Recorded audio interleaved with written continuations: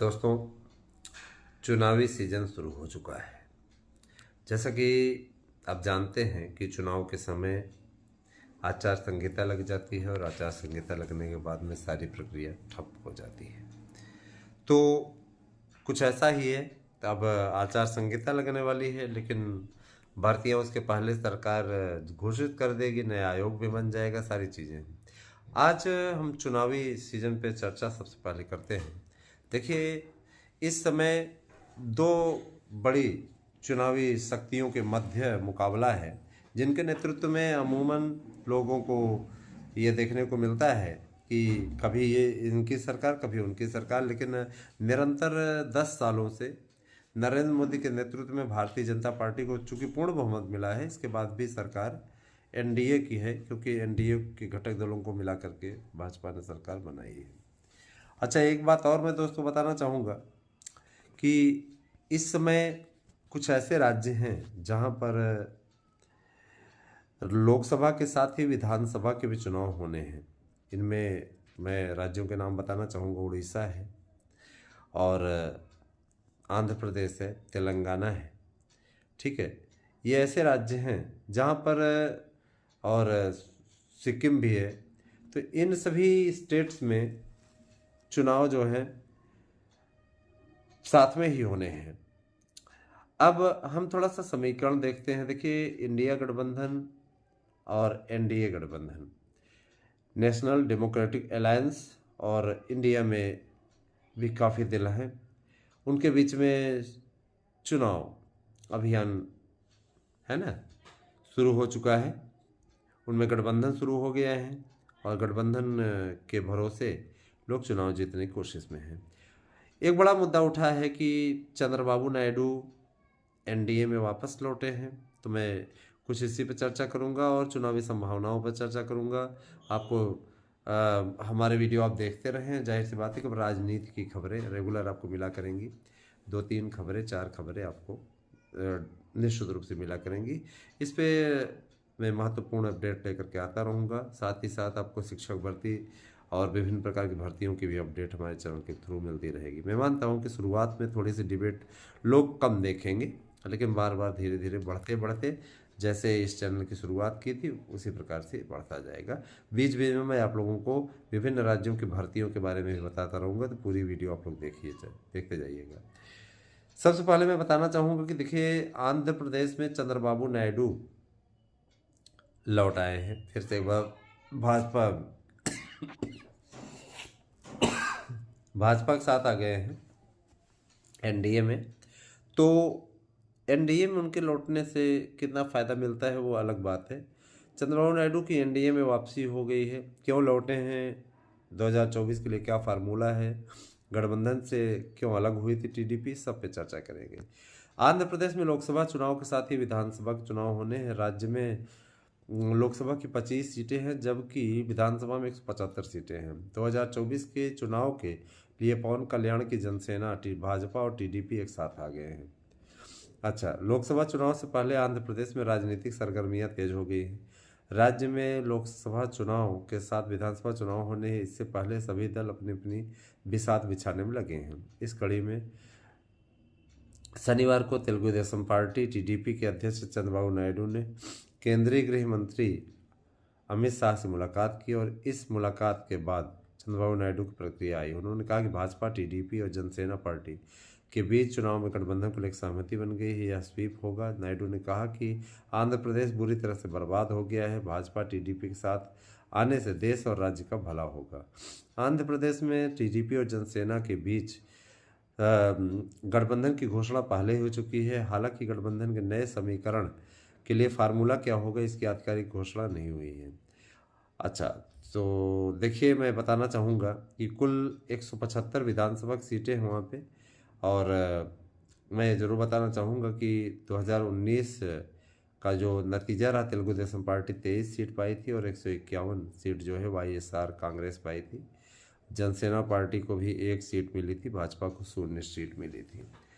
गृह मंत्री अमित शाह और आंध्र प्रदेश के पूर्व सीएम एन चंद्रबाबू नायडू ने शनिवार को मुलाकात की है यह मुलाकात नई दिल्ली में स्थित केंद्रीय गृह मंत्री अमित शाह के आधिकारिक आवास पर हुई। दोनों नेताओं की मुलाकात में भाजपा टीडीपी के संभावित गठबंधन को लेकर सीट बंटवारे पर बात हुई।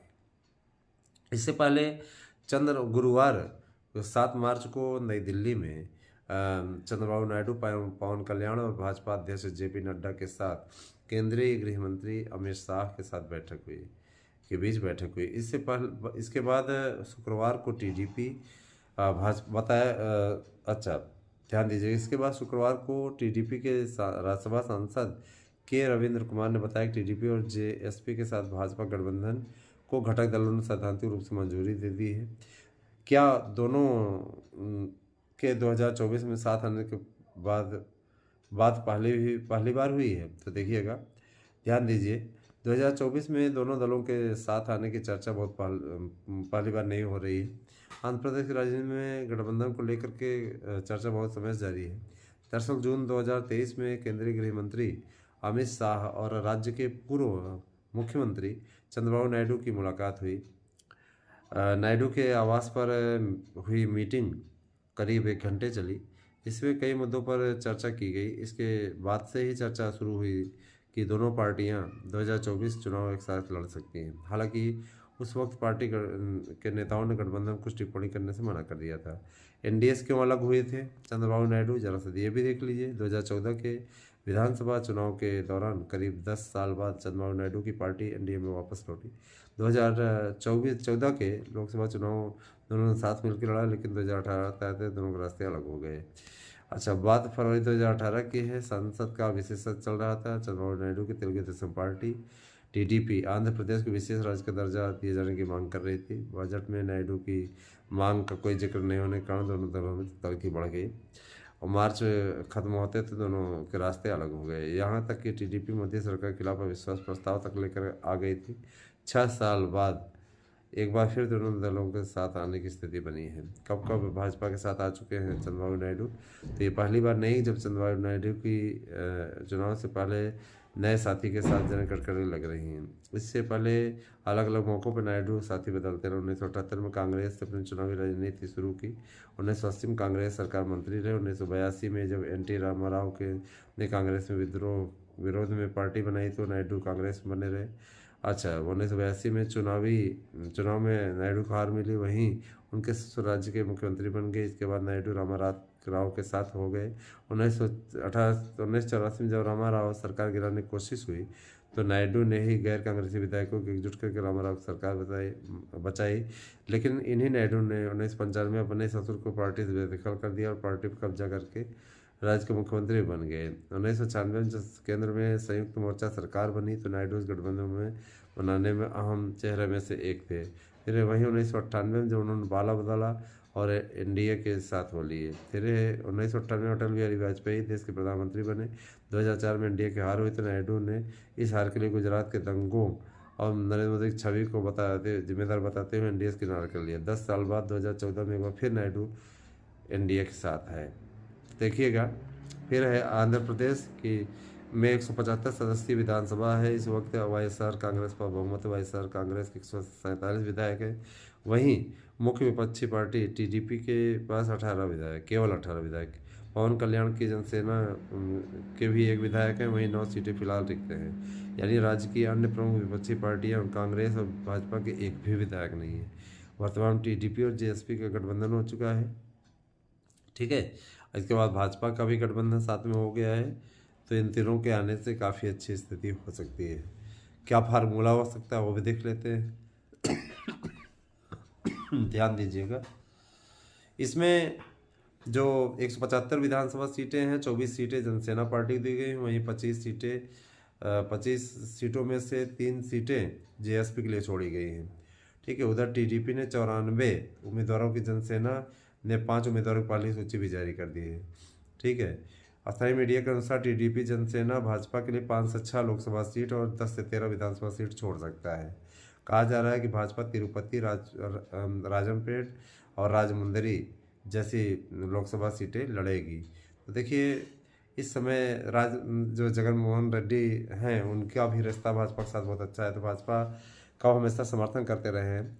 आपको चुनावी चकल्लस में हम इसी प्रकार की अपडेट देते रहेंगे आप हमारे साथ बने रहें और आपको वीडियो कैसी लगी ज़रूर लाइक करके बताएं। Thank you.